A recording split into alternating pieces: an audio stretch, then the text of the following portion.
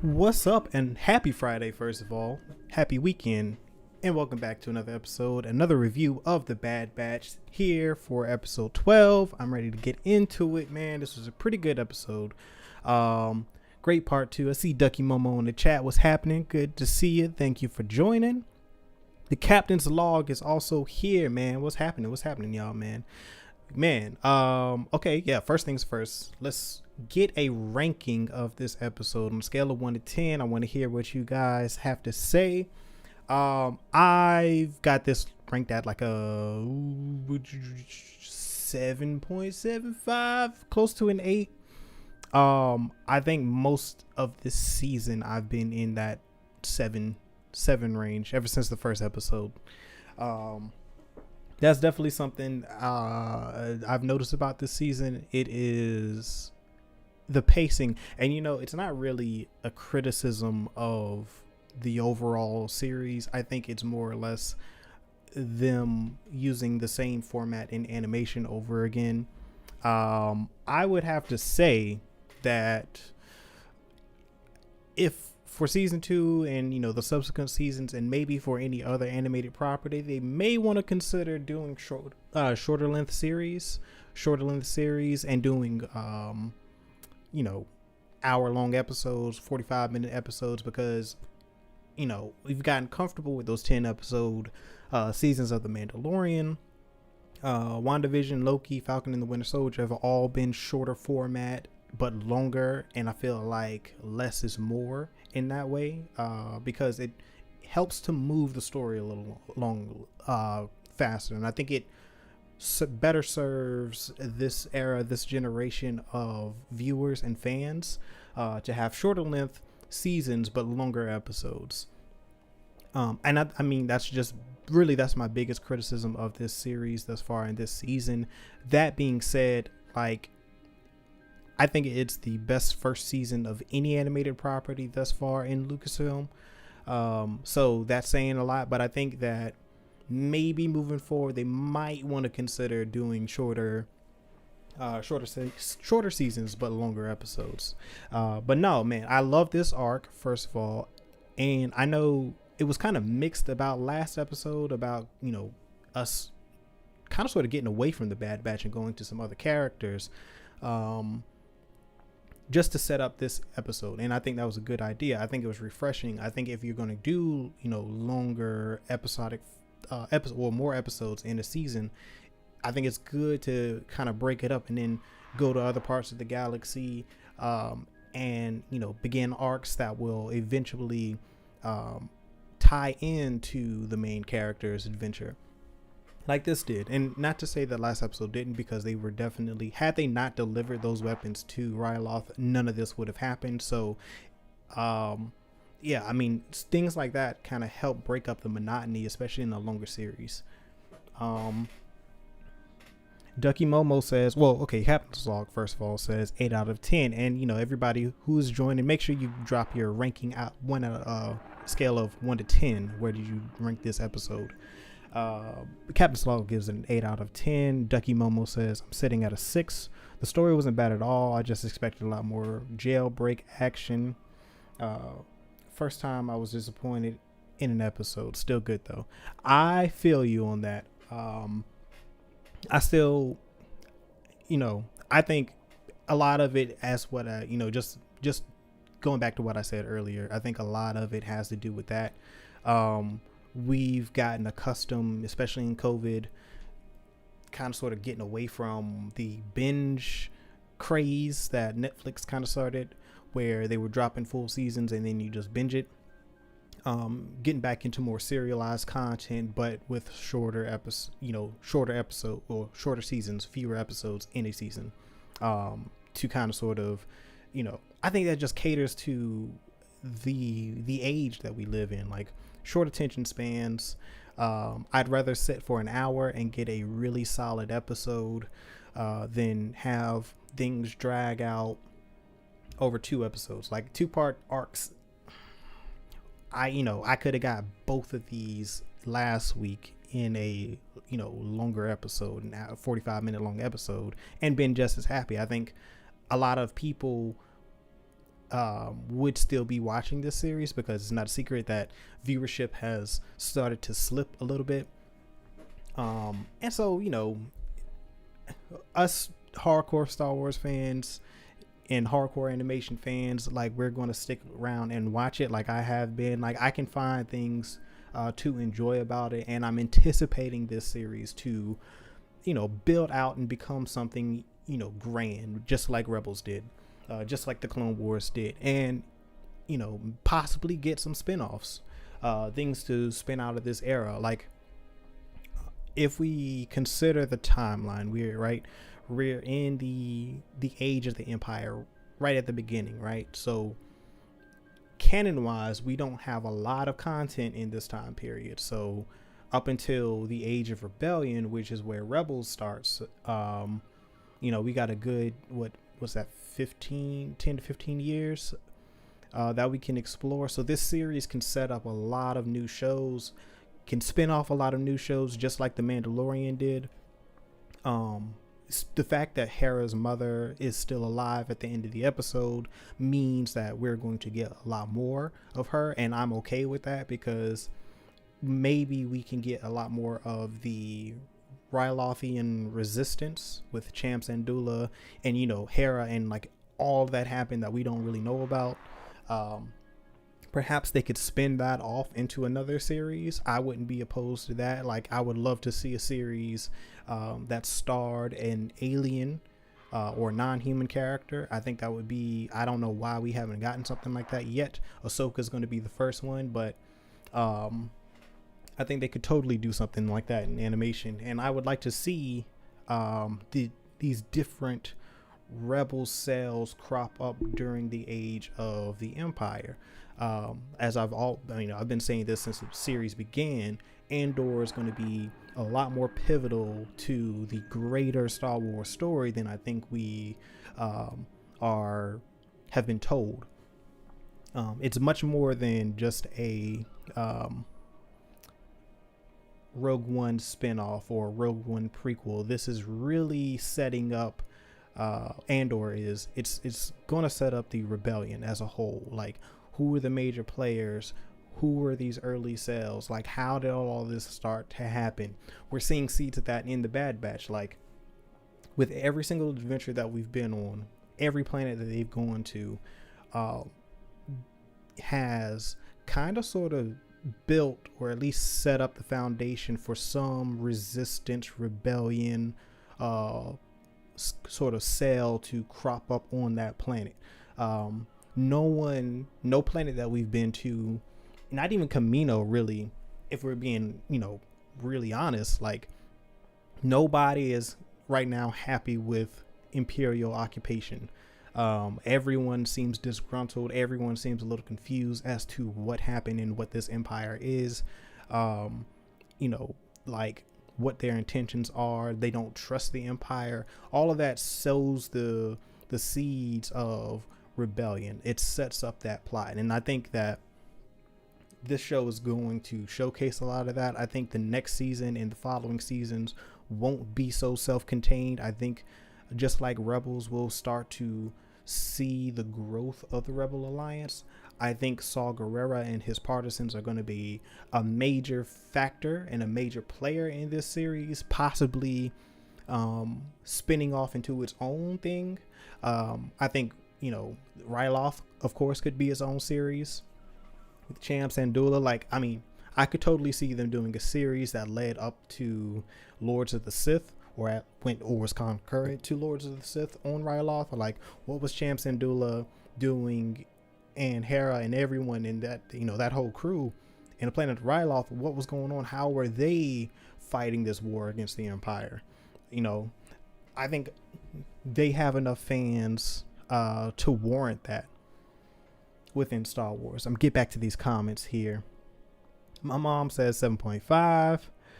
Mark Hamilton says, enjoyed it, but these short episodes are hard to blow us away. Best for me was 9 out of 10 Cad Bane. Yeah, like there have been some really, really, really strong episodes throughout, but they're so far out and it's so far between that I can see how a lot of average fans and just casual fans can lose interest and have lost interest in this series, because that's the viewership is going down.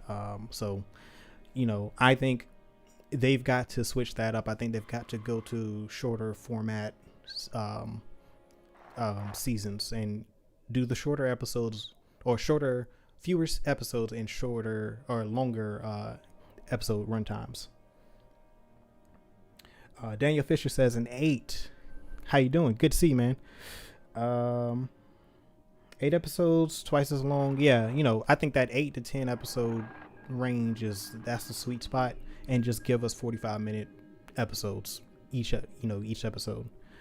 But if the show needs to be able to drop on a regular Disney Channel at some point, that wouldn't work. I don't know.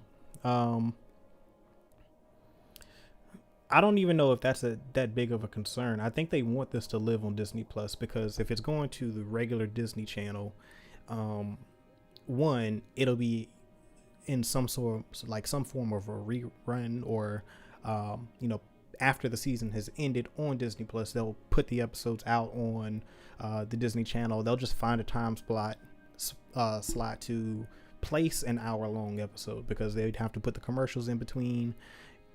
So on and so forth. That's why you don't see a lot of like hour-long episodes. They're usually like 45 minutes, because that's how much those extra 15 minutes, that's commercial time. So they can still chop it up to put those commercials in there. But like I said, I don't think that's their main concern at this point. I think they want a lot. They're trying to attract as many people to Disney Plus as possible, and I think Star Wars can have a really solid base on Disney Plus if they do it right. Like, just follow the format of The Mandalorian as far as how they've been running that show, because each episode there's a level of intensity. There is a level of excitement and anticipation that this series is lacking, and I think it has a lot to do with did my audio cut out? Siri just activated for no reason. But yeah, it has some of the momentum has been lost because of these shorter episodes. I just want to see Hauser join the Resistance. I'm not that caught up on the Star Wars lore, but is he important to the canon? Possibly. I think some people have been speculating that he is a character known as Ballast. I believe he was a clone. I'm not that familiar with that character, but I think it's possible that Cham is going. Well, I don't think it's possible. I think what will happen for sure is that Cham Syndulla and his resistant fighters will bail Hauser out. He will break those clones. Hauser and his men that actually join Hauser in the end of this episode, they will be bailed out, and they will join Cham and his resistance forces on Ryloth. which is why I'm like, I can see them setting up a some sort of Ryloth spin-off show if they wanted to keep the Bad Batch more contained, more of a self-contained story. And they're going to need more content to go to Disney Plus. Their animation team seems to be bolstering up, so animation is going to continue to be a strong medium for Star Wars. And I think this time period is a great era for animation to live and thrive on Disney Plus. So if the Bad Batch can set up as many shows as possible that have continuity, that are tied together, that fans can attach themselves to, then all is good, all is well. I think that's the right way to go.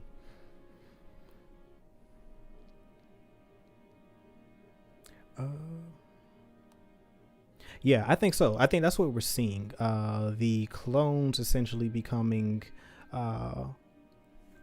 beginning this rebellion. I think we're going to see some sort of rebellion on Kamino. If they can't get Omega, the Kaminoans, that is, because we got to get to that plot before this series is over. We got to get back to that, because that's a big deal. Like, if they're going to lose their commission to make the clone army for the Empire, and they're going to go to conscription soldiers, because that plot hasn't really concluded yet, how are the Kaminoans going to respond to that? Like, I don't see them taking that lightly.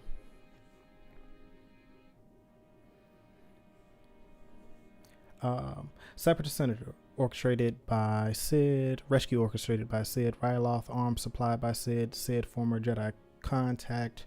At this point, looks more like Sid is the start of the rebellion. Yeah, I think that is also cool, because we've heard that, or at least it was implied in Rogue One, that the rebellion kind of got started off. It was real rocky. Like, it wasn't this. They didn't start off as the White Knight, if you will. They had to do a lot of questionable things. I'm pretty sure they had a lot of questionable contacts and people who were helping them that weren't necessarily good guys, but weren't bad either. But they had to do what they had to do in order to survive, in order to get this rebellion going. We also know from Rebels that they weren't initially organized. Like, there were a lot of rebellions happening throughout the galaxy, but they were small and they were isolated. I think that's what we're seeing. We're going to see a lot more of those isolated events, those isolated uprisings happening throughout the galaxy. I think the partisans, of course, I think they will be the real first organized rebel group in the galaxy. Seems to be that was the case, or that was at least implied in Fallen Order, as well as hinted at in Rogue One. Rebels also seems to hint that as well.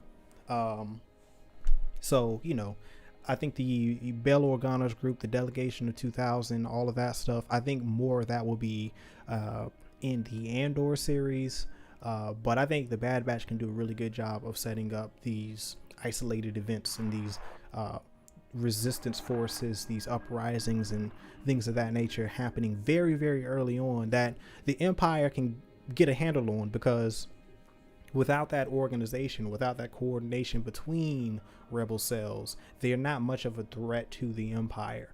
It's when they begin to organize, it's when they begin to coordinate with one another, it's when they build that alliance of rebels that becomes the Rebel Alliance to restore the Republic, is when they become a true threat. Then, of course, the destruction of the Death Star, and we know the story from there. But it is kind of cool to see, or at least the idea of this show showing us the true start of the rebellion against the Empire. I think that is awesome, but we've got to get to that point, and I think they need to get us there faster, because we're going to continue to lose. They're going to continue to lose viewership, and I'm pretty sure they're aware of that. Season 2 is right now in some form of pre-production. I'm pretty sure the scripts are being written. They may start to revise things. They may be looking at the numbers going, all right, well, maybe we need to just go back to shorter episodes, or, shorter seasons, longer episodes. We can get multiple series of the Clone Wars of the clones versus the Imps. Yeah. I can't wait to see a lot of the questionable behavior from Andor. Yeah. I'm definitely looking forward to the Andor series. Like, as time passes and we get more information about Andor and, this whole time period, this age of the Empire, time period and series that are happening on Disney Plus, like the Kenobi show, Andor, Bad Batch, and then whatever spins off from any of those series, this could be a really cool time period to explore in Star Wars, and it can totally live on Disney Plus exclusively. Like, this can be the main staple of Disney Plus Star Wars, and I think a lot of people would love it, as well as Lando, and because we know that's coming at some point, and maybe hopefully Han Solo. That young Han Solo should live on Disney Plus, and it should be a series. Like, I have not come across anybody who had an issue with Alden Ehrenreich and Donald Glover's portrayal of Han and Lando.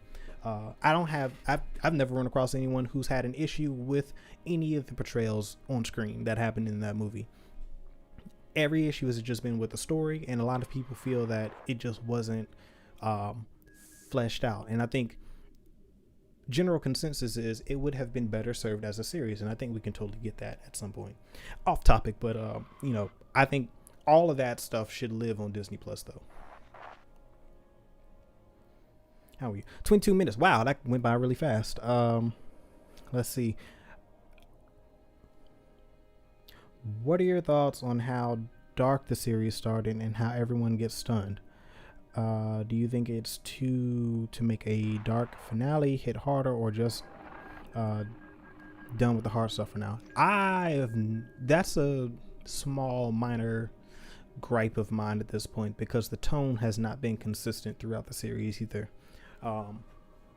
It started off, to your point, much darker. Not like it started off as a much darker tone than any of the animation before, and I think that gave it an edge that was good. I think it felt like they were trying to age.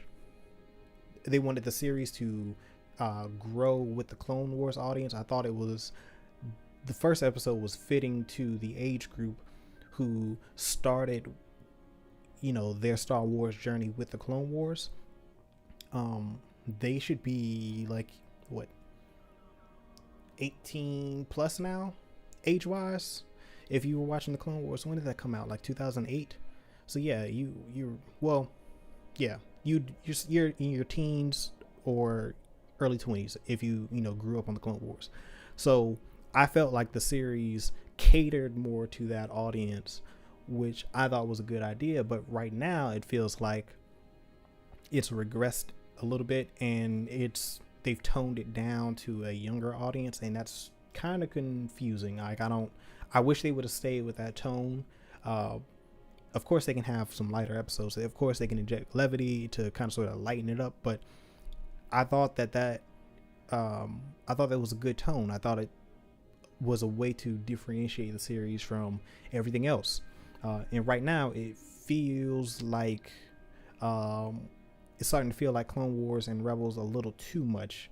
So yeah, hopefully they get back to that, but I'm not sure at this point. I don't think we'll see that level of intensity anymore in this season, unfortunately. I think we'll have to wait till next season, and hopefully they'll make some adjustments, just like they did with Clone Wars and just like they did with Rebels, to kind of sort of keep a consistent tone, settle on a tone a little bit. Yeah, because that's what it kind of feels like, right? Like it kind of feels like they're experimenting a little bit. Like, what are people gravitating towards? Do they like the darker stuff? Do they like the Clone Wars type stuff? Do they like the lighthearted stuff? Like, what is it that people are gravitating towards? And from what I have seen, everyone has been gravitating towards the darker stuff, like the stuff at the beginning, the Cad Bane stuff, the whole Order 66 thing and how they handled that was really good. It wasn't like dark and depressing, but it was more serious. I think serious is a better descriptor. But yeah, I mean, I think they should stay with that more serious tone. I think just like how the Mandalorian, I think it could match the tone of the Mandalorian, but of course, they don't have, well, everything is PG-13. That's the thing, right? Like, that's the age group that Star Wars caters to. So the discrepancies don't really make that much sense to me. I think you can bring the same level of intensity that you had in live action to an animated property and do it consistently, and people will love it. I think so. I mean, at least that's my opinion. That's what I believe. But hopefully they're monitoring this and making adjustments to the subsequent seasons. How do you think Crosshair would track down his brothers? I know he got the green light to take care of them. Where do you even start? That's a good question.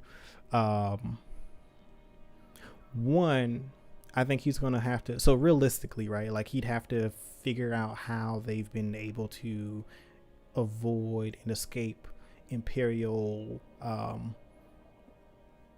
sensors and like just stay off of the Imperial radar. I think it's possible that Cad Bane or any other resource, maybe go back to the Kaminoans, but just the bounty hunters have had a good job of locating the Bad Batch, and I think that he would need to use them.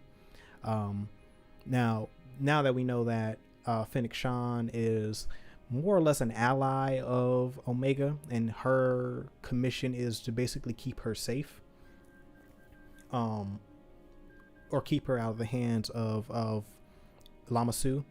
I think that she won't be as helpful to Crosshair as Cad Bane would be. I think we could see Crosshair work out a deal with Cad Bane so that he gets more compensation if he helps him to locate the Bad Batch. Sid is not that trustworthy either. I do believe if the bounty is high enough on the Bad Batch, she would consider selling out.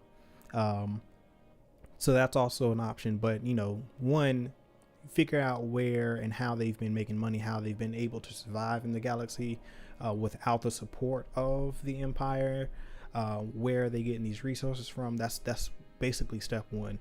But I don't think they're going to show all of that. I think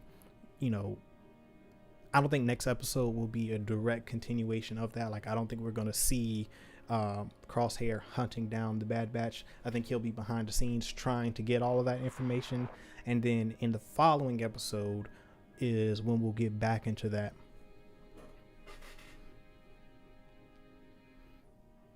That is also another good way. Like, if they track the weapons from Sid. But see, here's the thing though, right? Like, if you're a weapon smuggler, like, there should be no way for them to trace those weapons back to the dealer. But that is a good start for sure. But see, this is where he would need some sort of underworld contact, because the underworld would know who and how, I guess certain underworld factions would have certain control over certain sectors and certain parts of the galaxy, and someone like a Cad Bane would know who is the, who they need to talk to, like who controls what areas, who's smuggling weapons, like who smuggles weapons here.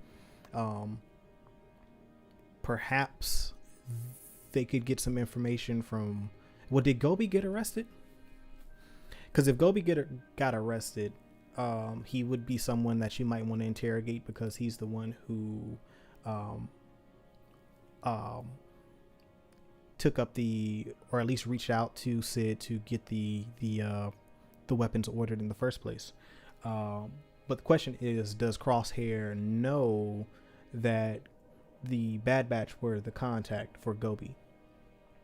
Did he know that? Does Gobi doesn't even know who the Bad Batch are? Like, that's another thing. But I mean, he would definitely be the primary contact. But Crosshair would have to make that connection. He would have to figure that out first.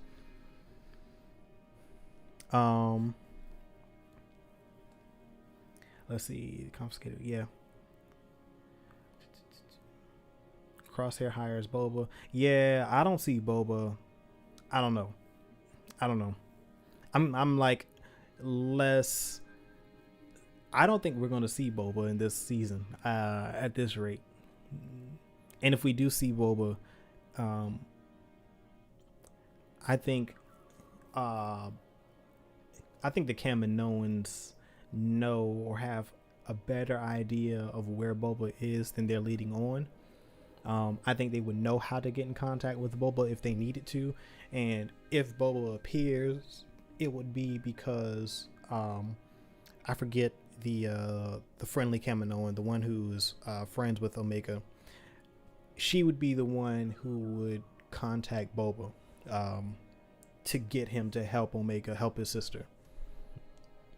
Possibly, I don't know. I don't know. We'll see. I'm just not as convinced that we're going to see Boba at this point in the season. But I could be wrong, and I wouldn't mind being surprised. I think Boba's going to be a factor for sure at some point in this series, but I'm not sure if that is in this season. That's all I'm saying.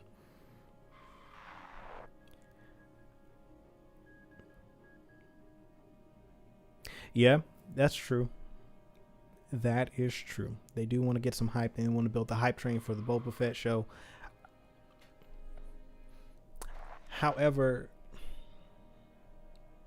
I don't know. I don't know. It's possible. We'll see. We'll have to wait and see on that one. Right now, there's really no signs pointing to Boba Fett showing up, in my opinion, at this point, just based on how the story is going. All right, I got time for a few more questions. We are past 30 minutes, but yeah, appreciate y'all for coming out, because this is good engagement in this episode. Good engagement, and I like engaging with the chat. Y'all have been great tonight. Been wonderful.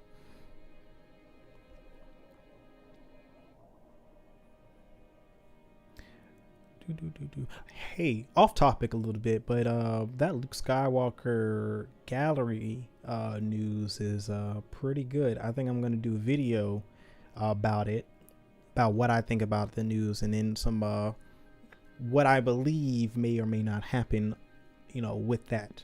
I'll probably do that tomorrow, and then that video will go up on the channel. So be sure you tune in for that, because I have my thoughts on that announcement. I think the timing of it is interesting, and I'm going to talk about it, but not on this episode. All right, well, that may be it. If I missed your question, or if I wasn't able to answer it, or if you think of a question later, you can always ask me in the Discord. I'm always on there. I'm always ready to engage with you all there. So if you are not in the Discord, please join. It's in the description box down below. Be sure to follow us on socials at Certified Gumbo, and also tune in at 8 p.m. Tuesday for another episode of the Cookout. Unfortunately, there are no more episodes of Loki, so there won't be any live streams on Wednesday.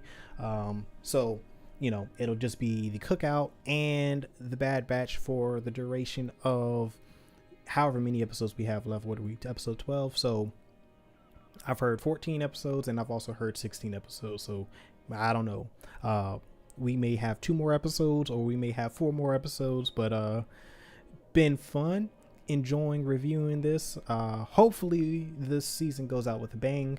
I'm anticipating the season finale to be good. I think it will be on par with the first episode.